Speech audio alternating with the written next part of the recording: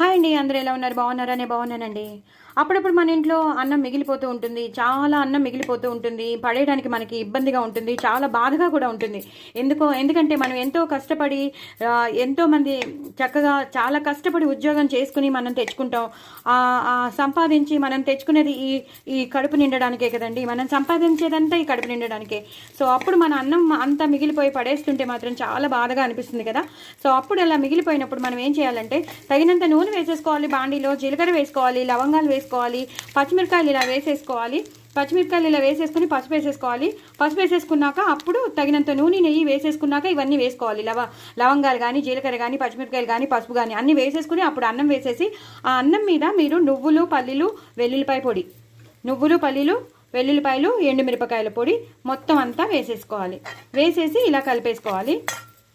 అలాగే తగినంత ఉప్పు వేసుకోవాలి. ఎందుకంటే ఆ పొడిలో మనం వేస్తాం కాబట్టి కొంచెమే ఉప్పు వేసుకోవాలి. అలాగే కారం వేసుకోవాలి. ఎందుకంటే ఎండుమిరపకాయలది పూర్తిగా మనకి సరిపోదు కదా కారం. సో ఇదంతా ఇలా వేసేసుకోవాలి. ఇలా వేసేసుకుని పూర్తిగా ఇలా కలిపేసుకోవాలి. కలిపేసుకుని చక్కగా పైనుంచి పుదీనా, కొత్తిమీర రెండు నేను కలిపేశాను. సో పుదీనాను, కొత్తిమీర మొత్తం అంతా కలిపేసేసి ఈ పల్లీ పౌడరు, ఉప్పు, కారం అన్నీ కలిసిపోవాలి. ఈ కొత్తిమీర, ఈ పుదీనా అంతా కలిసిపోయాక అప్పుడు పైనుంచి కొంచెం నెయ్యి వేసుకోవాలి. ఇందాక మనం నూనె వేసుకున్నాం, నూనెలో ఇవన్నీ వేసుకున్నాం, లవంగం కానీ, జీలకర్ర కానీ, పచ్చిమిరపకాయలు కానీ అన్నీ వేసుకున్నాం. ఇప్పుడు మాత్రం ఒక 3 స్పూన్స్ నెయ్యి వేసేసుకుని ఇలా కలిపేసుకోవాలి. కింద నుంచి పైకి, పైనుంచి కిందకి. అంతేనండి. చక్కగా పచ్చిమిరపకాయలు ఎక్కువ వేసుకొని చేసుకోండి. వెల్లుల్లిపాయలు వేయవలసిన అవసరం లేదు. ఎందుకంటే మనం పల్లీలు, నువ్వులు, వెల్లుల్లిపాయలు, ఎండుమిరపకాయల్లోనే మనకు ఉండిపోతుంది కాబట్టి ఆ పొడిలోనే ఉండిపోతుంది. సో మీరు ఎప్పుడైనా చేసి పెట్టుకుంటారు కదా పల్లీలు, నువ్వుల పొడి. ఆ నువ్వుల పొడి ఇలా వేసేసి చేసేసుకుంటే మాత్రం మనకి మంచి రైస్ ఐటమ్ వచ్చేస్తుంది.